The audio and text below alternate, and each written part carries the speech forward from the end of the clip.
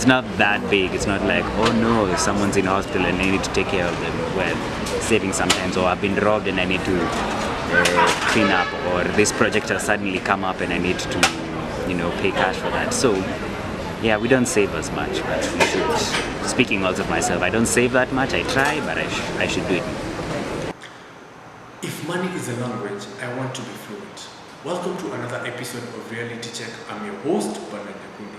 This week on the show, we'll be talking about business and the saving culture among the youth. Before we go so far, let's join our reporter, Faith Raudo, who will give us more insights about the story.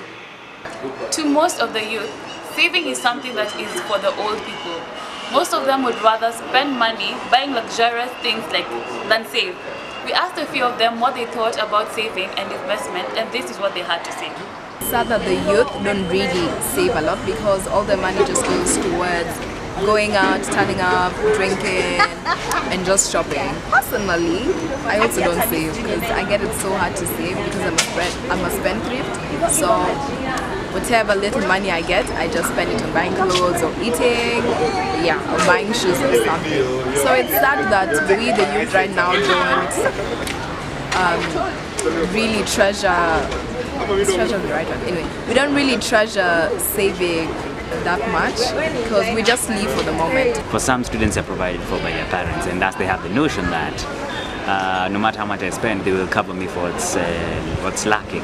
But if it's that you're given an amount and you're told you only have this is supposed to cover you from this day to this day, then you have to budget and then you may try saving. But even then, most people are like, I'll just clear all of it and then next time I'll have extra cash. So there's no need per se to save because rainy days don't really happen that much as a student. I try as much as I can to save. It's quite hard because I usually put my wants before my needs. I feel like saving is beneficial to the youth. It teaches them about investments, priorities, and it's very important for them to understand that to help them in the future. Saving is one of the ways that can help one acquire a lot of wealth. One way to save money is through investment. In this, one is not just letting the money stay idle in a bank, but making money through their good investment. I talked to two experts who will help in shedding some light on ways to make a good investment and how to develop a good saving and investment culture. Thank you very much for coming and thank you for giving us your time. So, why do you think the youth in this country don't like saving and they take it as something that is for the older generation? I think a lot of youth don't like to save because they want to enjoy life. And in order to do that, they need to spend. So every single time they have an event to go to, a place to go and eat, they see it's better to spend that money eating rather than saving it for other needs. I must confess that we don't have a saving culture. And part of the reason is because we were never taught, right from childhood, by our parents on how to save. Maybe they didn't know better. But what I would like to advise is that it takes a lot of discipline to be able to develop a saving culture. A lot of discipline. But they have goals. Like if you go around asking people, what do you want housing, like the next step you want in the future, they tell you they want to become rich. And if they want to become rich, they don't have that aspect of saving. Does it make sense to use the money now and not save or invest and you still want to become rich? Yeah, that's the thing now. That's the misconception that they think that they can spend all this money and still expect people to come without having to exactly how they're spending it and where they're going to be, where the rest of the money is going to be coming into.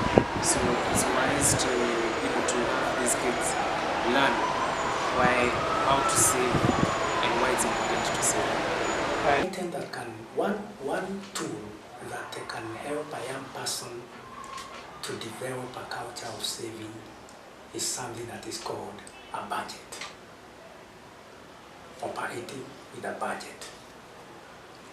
A budget determines what your income is and what your expenses are. So the first thing is to determine, take a pen and a paper and determine what is my income. And it doesn't matter how much it is that you earn. It could be 100 shillings, could be 1,000 shillings. It doesn't matter how much you earn. You can save something. Tom, about saving, I should really encourage people to save, but it needs discipline, it needs determination for you actually to achieve the amount of money you want to save. But if you're a lazy person, it can work with you. Saving will just fail. All I can encourage is for you guys to save for the future purposes. It's good to be a savior. Why don't I save? I do save. I think youths don't save money because they like spending. They want to get the latest things. They want to get, like me personally, I'd want to get the latest trend, the latest fashion, and so I wouldn't get that time to even think of saving money. As I said, these youth don't know these things. They don't think about the future. They do think about the future in the sense that they want to be rich, they want to be serious, but they don't think about how they can get there. So they don't exactly what saving is important. So that means you need someone to come in and have an intercession on where they tell you what you're supposed to do in order to save, how you can save, and ways to go around, make the money and spend it. Absolutely, yeah, I think there should be programs instilled in universities and high school, when in primary school, how to save, why it's important to save. So as a young person, this is the best opportunity that you have to save as much as you can.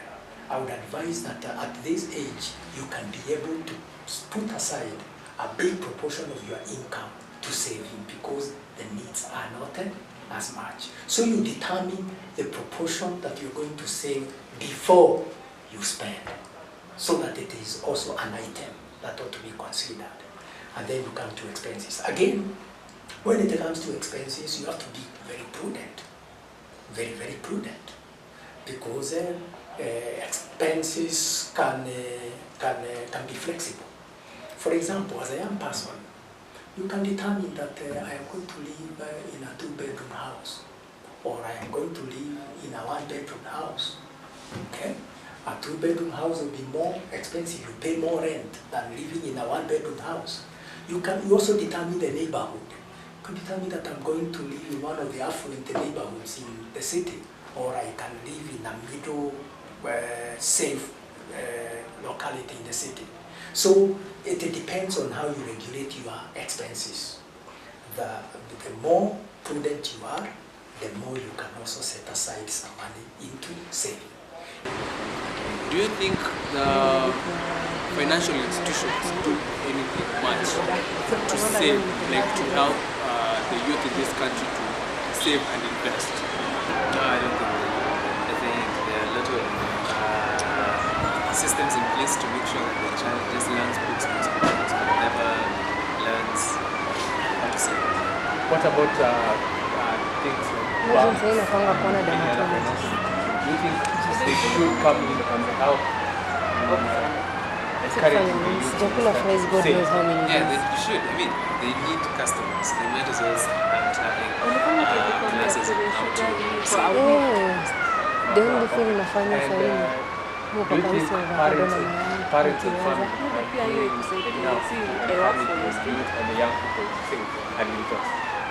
Honestly, that depends on the family. I think for my instance, I think what you can look at them even a small concert, even if it's 50 shillings, I always save it for maybe. So, this is sort of by I think I need luxury towards and saving or investing. Which one would you go? tunajua sifanyangi ni kurest na one of the reasons hizi vitu zitokea ni kusirest. By the election, if it's cheaper, so that the extra cash you can save. That's a really nice way of going around in the question,